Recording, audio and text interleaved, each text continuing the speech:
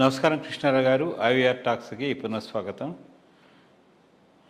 ఈ ప్రాంతీయ పార్టీలు ఆవిర్భావం అయిన తర్వాత ఆ పార్టీ పవర్లో లేకపోతే ఏ విధంగా ఎదుర్కోవాల్సి వస్తుంది అనేది ఇప్పుడు మనము ఆంధ్రప్రదేశ్లోను తెలంగాణలోను రెండిట్లోనూ వ్యాజ్యాల మధ్య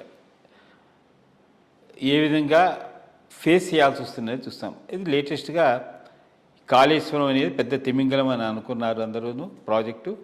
దాని మీద ఇప్పుడు హైకోర్టు కూడాను జస్టిస్ పీసీ ఘోష్ కమిషన్ వేసిన దాని మీద అది కరెక్టే, దాని మీద వెళ్ళొచ్చు అనేది. సో ఈ హైకోర్టు వ్యాఖ్యల మీద ఇప్పుడు టీఆర్ఎస్ దీన్ని ఎదుర్కొని దీన్ని చేయాల్సి వస్తుంది. అది కాకుండా మనం ఏంటంటే ఇన్సిడెంటల్గా చూసుకున్నట్లయితే ఈ కుటుంబంలో వచ్చినటువంటి మనస్పర్ధల వలన ఆటోమేటిక్గా కవిత బయటికి రావడము.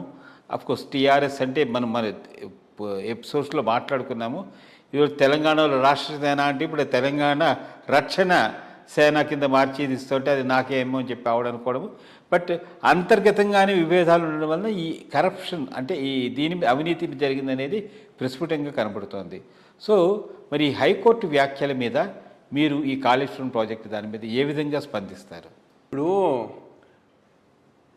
కొండను తవ్వి ఎలుకను పట్టారు అనేదానికి ఇది ఒక పెద్ద నిదర్శనం. ఇప్పుడు ఆయన ఎవరు? Retired judge.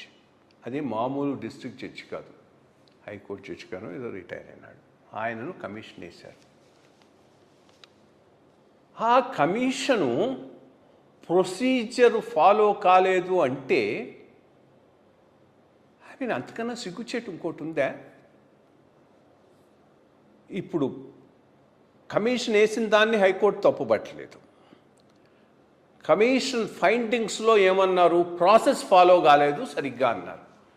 మరి ఒక హైకోర్టు జడ్జి వేసిన కమిటీ ప్రాసెస్ సరిగ్గా ఫాలో అంటే కావాలని ఫాలో కాలేదా?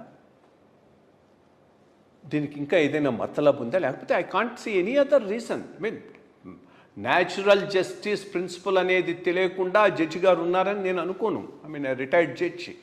మరి అటువంటి కమిషను తన ఎంక్వైరీలో ఒక ప్రాపర్ నోటీస్ ఇచ్చి వాట్ ఆర్ ది పాయింట్స్ నెగటివ్గా ఉన్నాయనేది చెప్పి దాని మీద తీసుకొని ఫైండింగ్ ఇవ్వలేదు అనేది ఇప్పుడు మెయిన్ పాయింట్.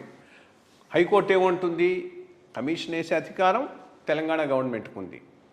కమిషన్ పనిచేయడానికి తప్పుపట్టలేదు, బట్ ప్రాసెస్ను తప్పుపట్టింది. మరి హైకోర్టు జడ్జి రిటైర్డ్ ఉన్నటువంటి కమిటీలో ప్రాసెస్ ఫాలో కాలేదు అంటే మరి ఎక్కడైనా అధికారంలో ఉన్న పార్టీ అపోజిషన్ పార్టీ ఒక అండర్స్టాండింగ్కి వచ్చారా?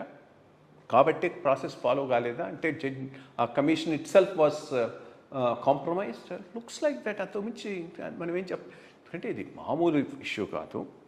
పొలిటికల్గా ఒక పెద్ద ఇష్యూ చేశారు. కాంగ్రెస్ చేయాలి కూడా. 1,00,000 కోట్ల రూపాయలు అంత లెవెల్లో అవినీతి చేసి ఇష్టం వచ్చినట్టు కాంట్రాక్ట్లు ఇచ్చి రెస్పాన్సిబిలిటీ నాకు లేదు అని ఏ ప్రభుత్వం అన్నా కానీ అది కరెక్ట్ ఎట్లా అవుతుంది?